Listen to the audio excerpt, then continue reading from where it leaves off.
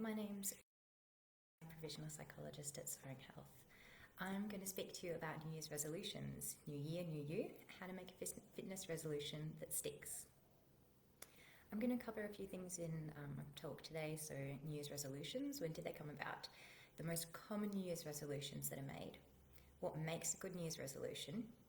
How can I stick to my New Year's resolution? And what to do if I fail my New Year's resolution? So New Year's resolutions came around about 4,000 years ago in the Babylonian times. The Babylonians began these traditions during their Kidu, which is a 12-day celebration of the new year. They would plant new crops, crown a new king, make promises to the gods to repay their debts. If they kept their promises, they believed that their gods would look down favourably upon them for the coming year. So there are a number of New Year's resolutions that people make, but the most popular ones tend to be around a healthier lifestyle. Others also include things such as spending more time with family, a bit more on the fitness side of things. But when it comes to making a New Year's resolution, where do we actually begin? So some ways to look at working towards our resolutions can be ensuring that the goals we make have longevity. So making a goal that is SMART. These goals are specific, so going to the gym twice a week, which is also measurable, recorded in your diary. It's achievable as you've been looking at your work, your study, family schedule and factored it in. It's relevant as you're wanting to improve your overall health and fitness, and it's time bound, as you stated it will be for 45 to 60 minutes twice a week for a few months. It's also important to review your goals periodically to help you stay on track and see if they're still relevant. You can also have superordinate and subordinate goals. So superordinate goals are broad and overarching. These are often goals that we abandon as they are just so big.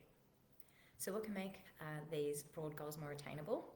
It's making them smaller and more manageable. Subordinate goals. So these are the steps that are needed to reach that main goal. So we're going to look at the example of improving overall health and fitness.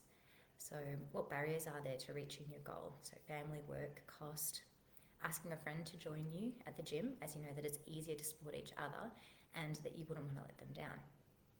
So joining the gym, choosing which 2 classes you will attend each week. There's some of the steps in making those goals. So quite often, making that goal, the first step's manageable. Then the weeks go by and maintaining that resolution becomes harder and harder. So ways to maintain motivation can include monitoring your progress. If you're trying to reduce a behaviour such as overindulging, stick reminders on the fridge, asking yourself if there's a healthier option. If you want to increase a habit, recording how often you've engaged in it is beneficial. Seeing ticks, notes or items in your calendar that show you've achieved something is encouraging and sends positive signals to your brain, making you feel good about yourself. Having others join in with your resolutions can make them more achievable. Neither of you want to let the other one down, and it's more enjoyable and fun when you're doing it with someone else. It's also okay not to make a New Year's resolution.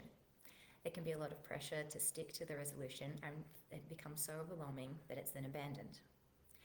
As such, beginning a New Year's resolution in February or January 10th if that makes you feel better. It's also important not to change your whole lifestyle to fit into your New Year's resolution. Fit it into your lifestyle, not your lifestyle around it. Consider other factors such as scheduling your goals with other family members or when they're engaged in other activities. Are you time poor, so you need additional support to implement your resolution and goals? Or do you need something that won't take up hours of your day or week?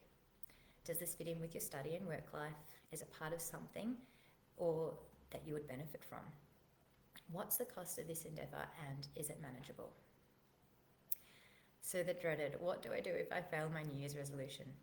What if I'm no longer interested? I've lost my motivation and I just don't have the time. It's a common outcome of New Year's resolutions.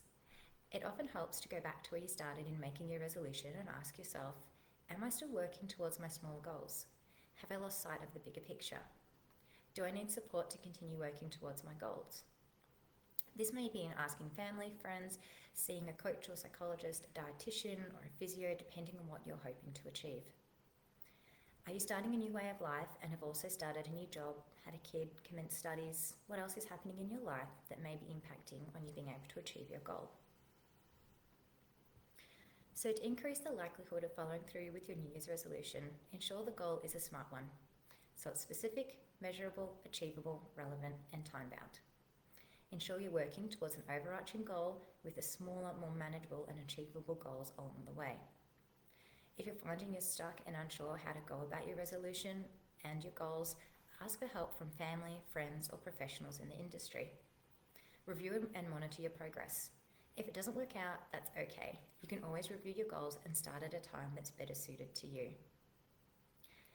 Thank you very much for your time, and I hope you'll stay safe and well. And that's the bit of information about New Year's resolutions and how to stick with them. Thank you.